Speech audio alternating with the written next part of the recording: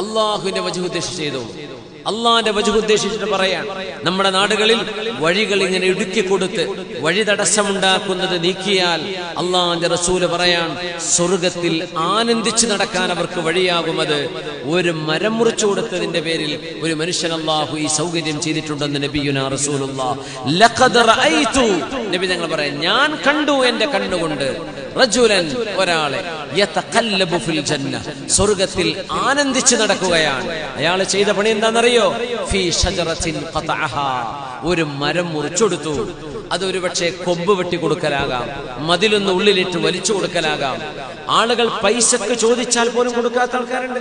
വാശി കൊണ്ട് എന്റെ വീട്ടിലേക്ക് ഒരു വഴി സൗകര്യത്തിനാണ് ഒരു 2 സെന്റ് തരുമോ, എനിക്ക് 100 കോടി തന്നാലും ഞാൻ തരൂല എന്ന് പറയുന്ന മനുഷ്യന്മാർ. എന്ത് അഹങ്കാരമാ റബ്ബേ ഇതൊക്കെ!